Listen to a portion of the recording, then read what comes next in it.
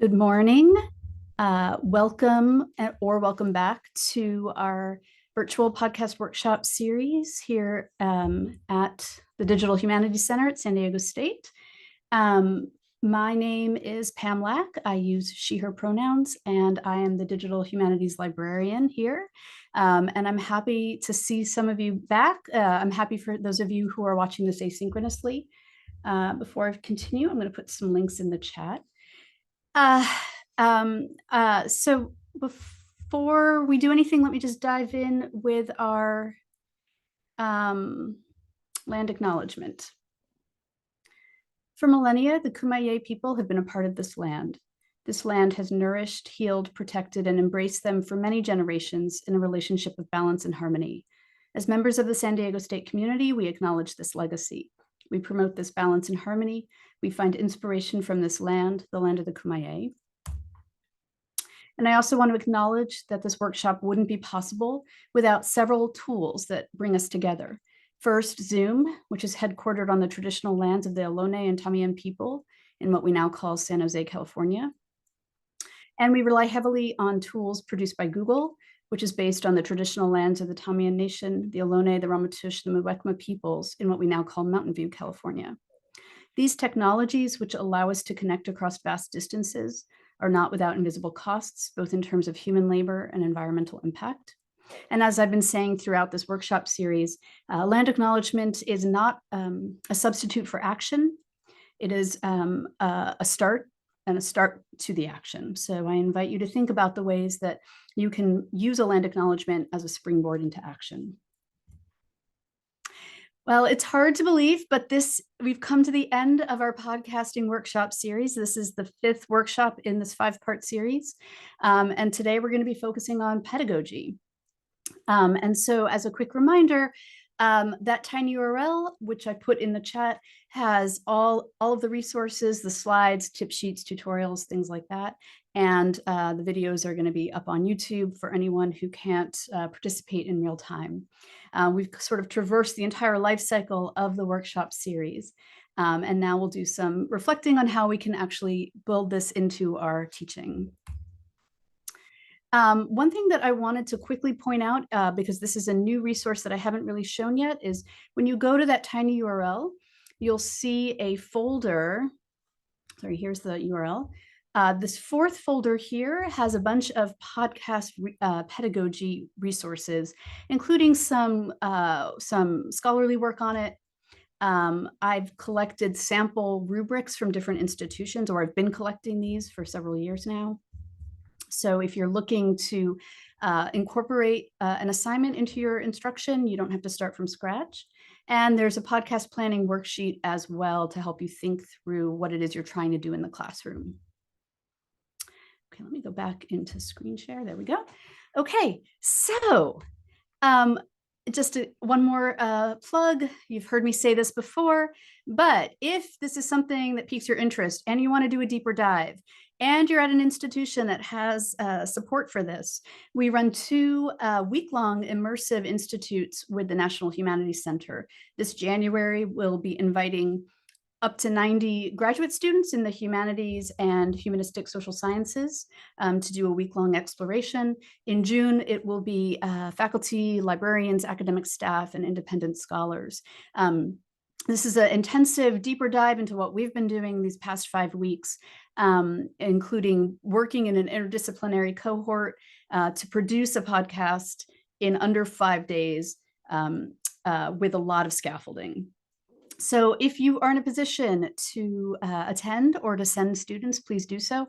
My partner at the National Humanities Center said there's still seats available for the Winter Institute, but I expect those to get taken up pretty quickly. And I'm always happy to answer any questions you have over email or after the end of the workshop.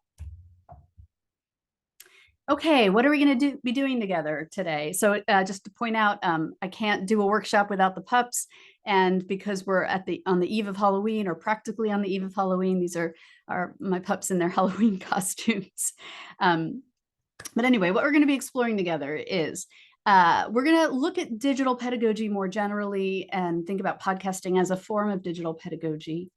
Focus on what are the motivations for doing digital pedagogy, and particularly podcasting in the classroom, as well as what you'll need, tips for incorporating, and then a range of approaches. I'm hoping that we'll have time to have a small group discussion about what you're hoping to accomplish, or if you have an idea, if you want to share that with folks, or talk about your concerns about incorporating podcasting into your classroom. And there are those podcasting pedagogy resources as well. I would add that I'm a resource for you. And so if you're thinking about delving into this world, you're always welcome to reach out to me and email me, and we can set up a time to Zoom and talk through your ideas. It's one of the things I love doing. Okay.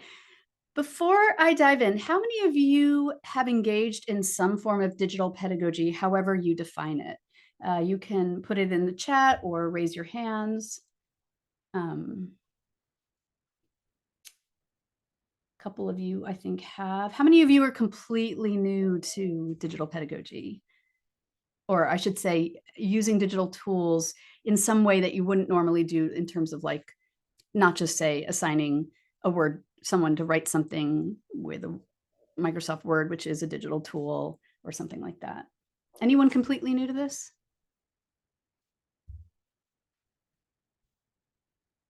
Okay, not sure. I can't really see. I'm realizing now I can't see faces. Okay, so let's establish some sort of baseline of digital pedagogy. And like a lot of things with digital humanities, there are many different definitions, and I always opt for a very broad one. This is taken from a book on digital pedagogy that came out in 2020, very early in the pandemic. We can think of digital pedagogy as a rich area of pedagogical practice that makes use of digital tools, platforms, and methods that both shapes and is shaped by emerging digital ecosystems.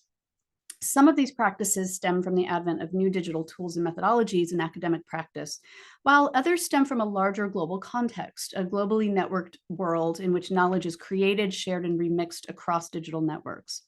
Still others result from calls to prepare students to live, work, and take political action in such a world. A number of different approaches to what it means to teach in, through, and along with digital technology. And so this text and the editors of this text call for digital pedagogy as an approach rather than a thing that is best understood through the multiple practices of its various participants. And this book, Digital Pedagogy in the Humanities, Concepts, Models, and Experiments, is an open access book produced in the Humanities Commons, which we were talking about last week, where you can actually remix content. You can create an account, and there's scholarly reflections on digital pedagogy, as well as sample assignments and rubrics and things like that. And you can sort of make your own collection. It's a really wonderful resource, and one that I go back to a lot.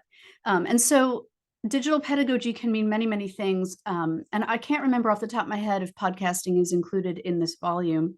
I forgot to check that before today, but we can think of different models and frameworks for digital pedagogy through this lens.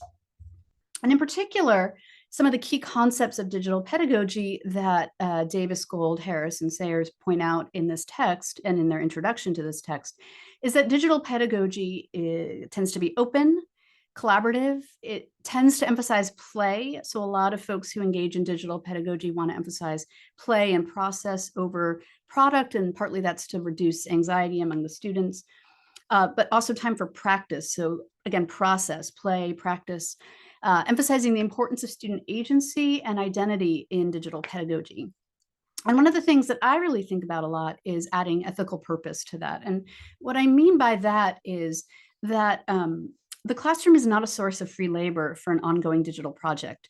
So sometimes folks have an existing digital project that they bring into the classroom and have their students contribute to, versus standalone digital pedagogy assignments where the students are producing something, but it's not necessarily leaving the bounds of the classroom. Either way, if the project isn't tied to the learning, it really doesn't belong there. It has to connect to those learning outcomes, and it has to help you accomplish those learning outcomes.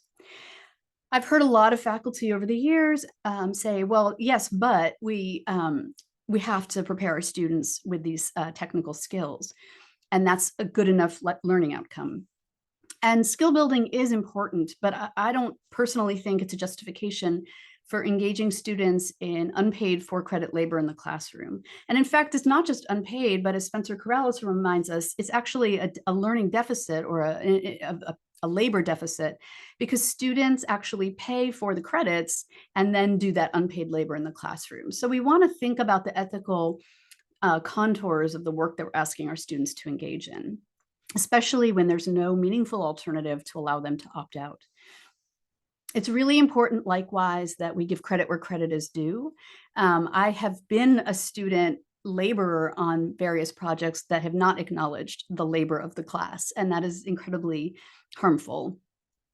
And we want to mitigate against unintended harm, whether that's the subject matter we're focusing on, questions of surveillance and privacy. I just came from an AI working group meeting where we were talking about data privacy and surveillance and providing meaningful opt-out opportunities for our students so that they're not forced to adopt tools that put them at risk.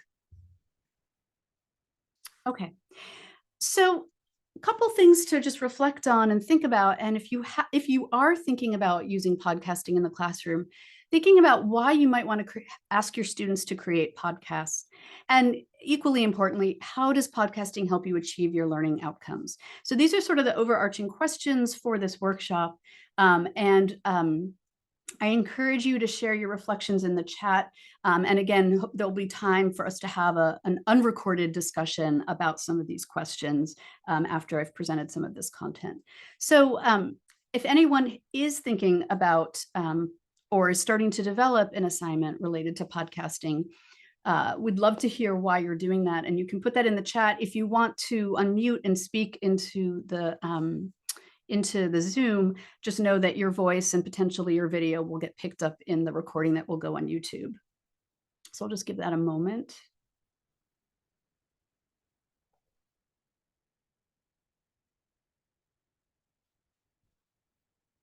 I will start to advance the slides, but feel free to jump in.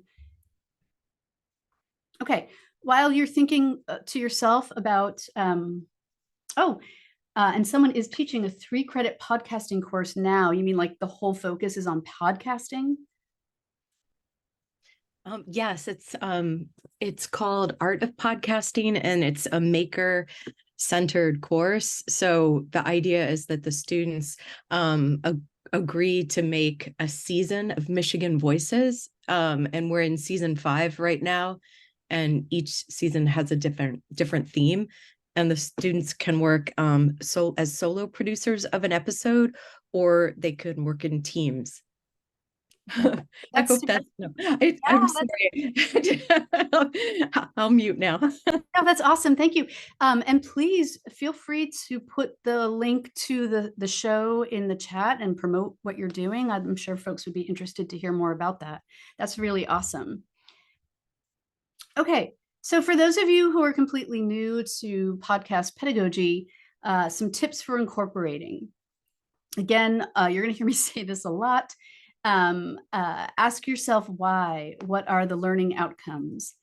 I always recommend, regardless of what tool or method or approach you're using in the classroom, but digital pedagogy is always, it's always a good idea to scale down to start.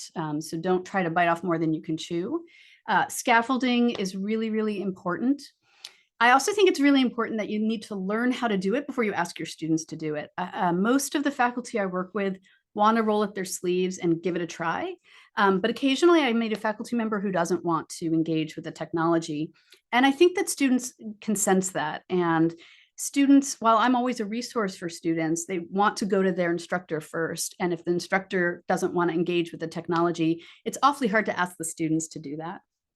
And then whatever assessment, however you're going to assess your students, it has to be tied to your motivation and your learning outcomes. Yeah, and you know, Brandon puts in the chat that Brandon does a lot of digital pedagogy work and sound stuff, but never, and listens to podcasts, but has never actually used podcasting in this way. For those of you who do engage in digital pedagogy, but maybe not podcasting specifically, I would encourage you to use your tried and true processes for doing any kind of digital assignment. Podcasting in that sense is really no different. It's a set of tools, and it's asking students to learn or flex different muscles, but it's a tool to help with the learning. And so, use what you've got essentially to get to the next level. Okay. In the first workshop, we talked a lot about what are the things you need to create a podcast. And so this is sort of the parallel. What do you need to bring podcasting into the classroom? It's actually not that different. You definitely need a clear idea and articulation of what you want your students to do. So you need to do that same process of backwards design that you would do for your own podcast. You really need a detailed assignment and assessment rubric that specifies the requirements. How long of a podcast? Does it have to have a specific structure? What kind of sound elements, if any? I've worked with faculty who say like it needs to be 10 minutes and has to include an interview, or I want it to be 5 minutes and I don't want it to have any additional audio, or I want 20 minutes and you have to incorporate one bit of background music or something like that. All of that is great because it lets the students know exactly how they're going to be assessed. And the worst thing to do is, and this happened to me my very first semester teaching a podcasting class, was what do you want the students to do? I don't know. And the students, I didn't know what the students were supposed to do, and they didn't know because the faculty member hadn't gotten that far in their thinking. And it was really stressful because, we didn't know, well, for me as the person teaching the tech, I didn't know what I had to show them. And the students didn't know what they were expected to produce. And you want to have that as you introduce the assignment. You can't just sort of decide at the very end, oh, this is what I'm going to be asking for, right? Like any good assignment, you need to have that all spelled out. You're also going to need time in your syllabus to introduce, instruct, refresh, practice, and also celebrate podcasting as a set of skills and work that the students are engaging in. And we're going to come back to that in a little bit. And you need time in your schedule to provide support, right? And it might take a little more or different kind of time than if you were supporting students writing a more so-called traditional paper or something like that. You'll need to figure out access to equipment and potential recording spaces, or figure out meaningful alternatives. And as we talked about in the first week of the workshop series, you can do you can do high quality recording at home with good sound dampening and blankets and stuff like that. So if you don't have a recording space on your campus that students can use, you'll have to show them how they can get decent sound capture wherever they are. You might need to find out where students can get microphones and make sure that there are working microphones, maybe wherever they would check out technology, whether it's the library or somewhere else. And then figure out who your campus experts are and seek their support. And if you can't find anyone on your campus, or even if you can, our DH Center team, Patrick, who's not here today, and myself are here for you as well.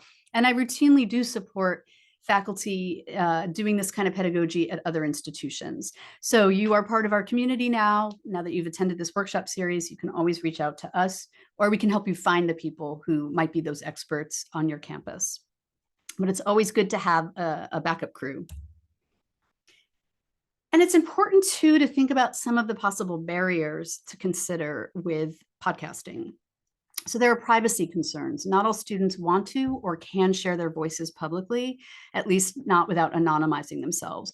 If you have DACA students in particular, or other kinds of students who maybe aren't comfortable or can't be sort of fully public, you need to acknowledge that.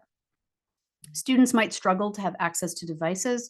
I think I mentioned in the first workshop that we see a lot of students with Chromebooks, and they have a much harder time recording because you can't really install a lot of software on a Chromebook, and there's not, I guess, a lot of storage, and there's some restrictions there.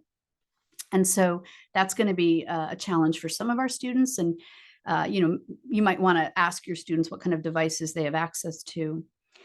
If you're going to do a group assignment, that can be challenging for some students to schedule. I don't know about your institutions, but here at our institution, a lot of our students are overscheduled. They work multiple jobs. They might be caregivers. They're juggling a lot.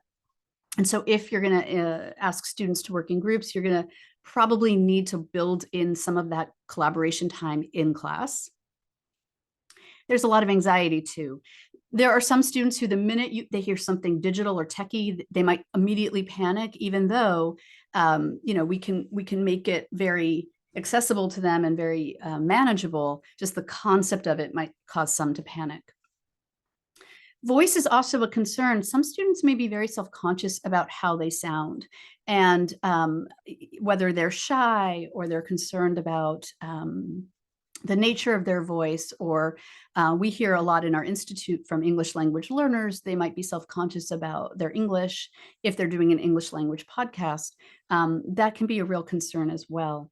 And then of course, accessibility, right? So, every assignment that we engage in, we need to think about whether we're designing it in an accessible way. And in this case, for folks thinking about hearing and also verbal accessibility concerns. Okay, so what I want to do now is just show you a few different ways that I've worked with faculty to bring podcasting into the classroom. And I'm going to show you essentially a spectrum of approaches. I think on the first workshop, I talked a little bit about my own approach, my own work in podcasting.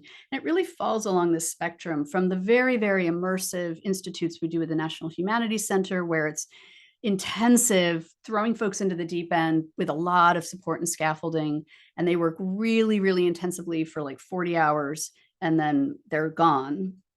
All the way to people who come into the DH Center here without any experience, and we just help them on the fly. Mostly what I do is kind of in the middle of that scaffolded approach where I partner with faculty, with teaching faculty to scaffold podcast instruction over the course of a semester, or develop one or two standalone sessions for the class. And so I'm going to really focus on that sort of middle section of the spectrum today. So as I think I've said here, but I say it everywhere, podcasting, like several things, is, in my estimation, a use it or lose it skill when you're first learning it. When I got here to San Diego State in 2016 and was asked to do a podcast instruction session for a humanities class, I had never worked with audio before in this way. And I had to teach myself Audacity. And I taught myself just enough to teach the students. And then a semester later, I was asked to come back to that class and I had forgotten everything. So I had to relearn it all. And for the first couple of years, I had to just keep relearning and learning it, starting over from square one. And it wasn't until I started really doing it a lot that I began to build up enough muscle memory and sort of literacy around sound to be able to then teach it, to the point where now I don't have to practice before every session that I do. Although given how quickly the software is updating, I do have to make sure I know the latest features of Audacity and make sure that I know how to do them, or at least enough of them, that any of the relevant ones. So it requires a lot of patience, both for yourself and your students, to really build up time to sort of build up those muscles and know how to work with sound. Some folks will take to it immediately and others will really struggle. I struggled a lot with how to use my mouse to manipulate sound, that is to grab sound and do something with it in the trackbed. That took me years to figure out, and I never could figure out what to do with my hands. And that was a huge learning curve for me. We also need to assume that our students aren't digital natives. Let me rephrase that. We should never assume that our students are digital natives, that they're familiar with podcasting, or that they're innately comfortable creating digital projects. So I like to think that people have abandoned this notion that our students are digital natives. Many of our students are comfortable being online or using smartphones, but that doesn't necessarily mean that there's some intrinsic understanding of the digital that they possess that people of older generations don't possess. We also don't know how much of who of our students consumes podcasts. And that's definitely a question that you need to ask your students, because if you're going to ask them to produce a podcast and they don't have a good concept of that, you're going to have to build in listening into your teaching, right? So that There's time for them to listen to some podcasts before they start creating their own. And again, we can't assume that students, at least traditional college-age students, are comfortable creating digital projects. And so one of the things that we really emphasize, and I think most digital humanists emphasize, is that low stakes learning can really help reduce anxiety and provide time for students to practice. So again, we want to emphasize play and practice, low stakes, and really work our students up incrementally. Okay, so a couple of examples of what I mean. So several years ago, I worked with a former participant of our podcasting institute, who's up at the University of California, Berkeley. She was running a advanced seminar focusing on the history of eugenics at Berkeley in the spring of 2022. And she had some grant support for this class. And it was a very unique class in that students applied to enroll in it. And it was both undergrad and graduate students. And they were going to be researching the history of eugenics at Berkeley, that is to say, how people at Berkeley advanced the eugenics movement in the United States.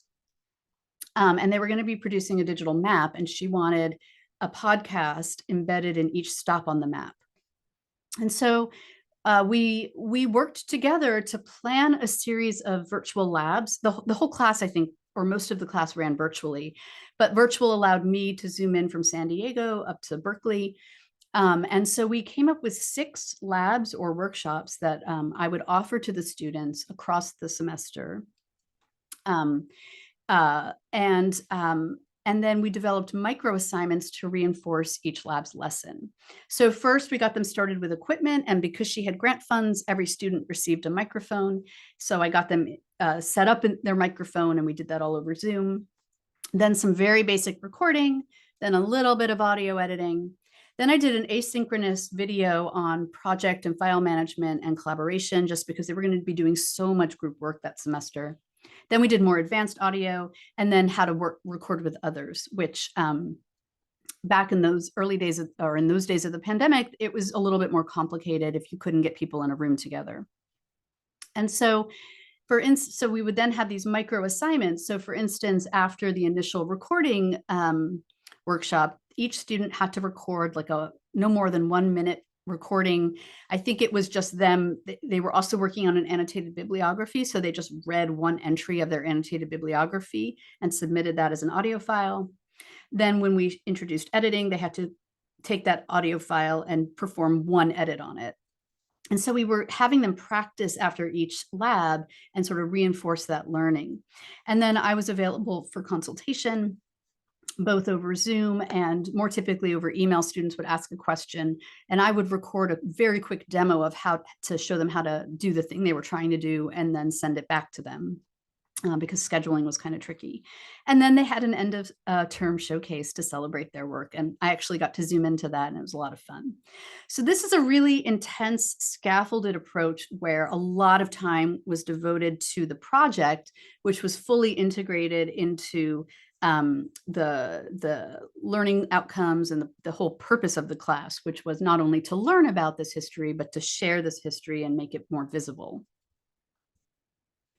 Now, most people don't have time to do that kind of intensive scaffolding.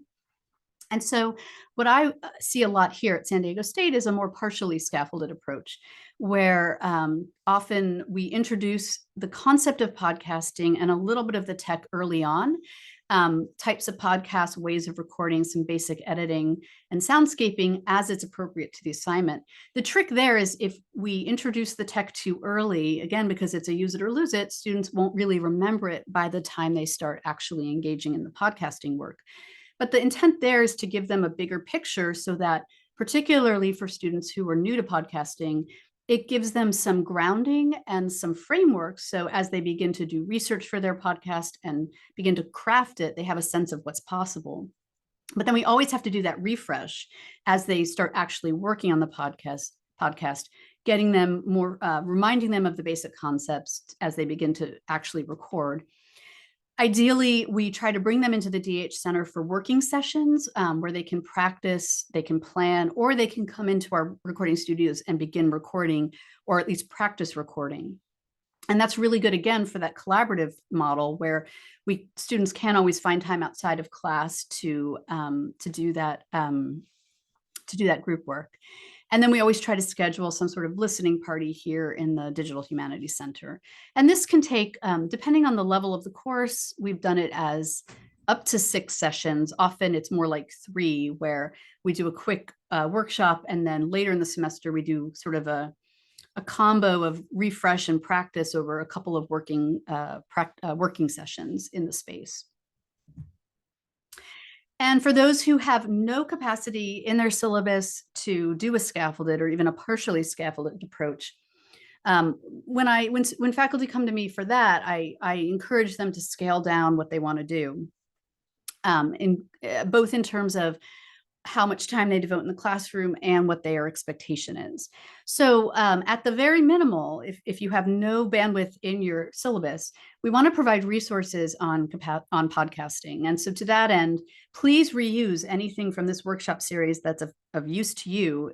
You don't have to start from scratch. You can always refer them to our stuff and provide our contact information as well. One of the things, I was working with an environmental sciences faculty member who was going to add a podcasting assignment to his course this semester, but he didn't have the bandwidth, so we're going to do that next time. He didn't really have any time to have me come to the class. And so instead, what we had talked about was that I would develop very short tutorials for the students that he can embed in the learning management system. And that's another thing you can do. I highly recommend that you keep your tutorials very short, like under 5 minutes if possible. We just know that it's really hard for folks to retain, to keep their attention for more than 5 minutes and to retain a lot of information. And again, you want to figure out who those support people are and introduce your students to them. So have their contact info in your learning management system, and maybe get them in front of your class even for 5 minutes just to say, hey, so that students feel comfortable asking for help beyond the classroom. Always give those people a heads up. Sometimes people send classes to me, but don't tell me. And suddenly I'm flooded with folks. And I love having folks come to me, but it's nice to help with my planning for the semester to know. And then most importantly, scale down your assignment. So do a very short audio file, maybe take out any advanced editing. I'm working with one lower division general education class that's a rather large class. And so for that class, they're coming in next week to learn a little bit of podcasting. They have to do a 1-minute audio file. And then I'm working with an honors class.